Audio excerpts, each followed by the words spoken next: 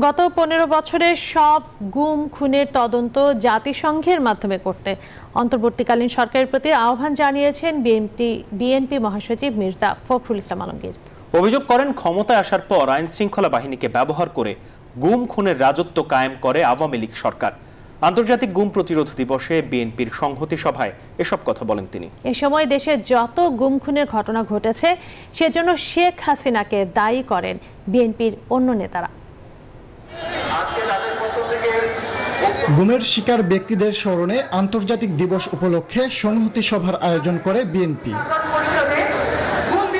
সভায় অংশ নিয়ে দলটির নেতারা গুম খুনের জন্য দায়ী করেন সাবেক প্রধানমন্ত্রী শেখ হাসিনাকে।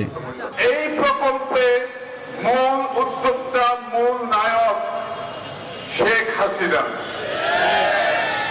এই প্রকল্প যারা নেতৃত্ব দিয়েছেন তাদেরকে উদ্ঘাটন করতে হবে, তাদের সত্য উদ্ঘাটন করতে হবে।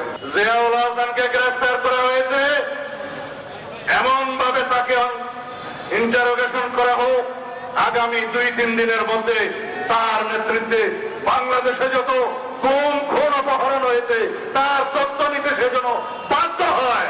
এ সময় গুম খুনের ঘটনা তদন্ত করে বিচারের দাবি জানান বিএনপি মহাসচিব।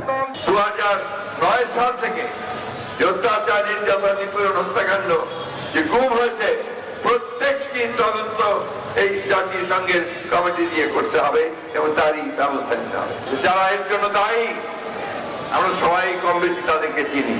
যারা দায়িত্বে ছিলেন, র্যাবের দায়িত্বে ছিলেন, পুলিশের বিশেষ বাহিনীর দায়িত্বে ছিলেন, তাদেরকে সেই মূল লোকগুলোকে খুঁজে বের করতে হবে, তাদেরকে শাস্তি দিতে হবে। প্রয়োজনীয় সংস্কার করে নির্বাচন দিতে বর্তমান সরকারকে বিএনপি সহযোগিতা করবে বলেও জানান মির্জা ফখরুল ইসলাম আলমগীর। যে নির্বাচনের মধ্য দিয়ে বাংলাদেশের মানুষের প্রতিনিধি নির্বাচিত হবে। ফজলে রাব্বি সৌরভ, নিউজ 24, ঢাকা।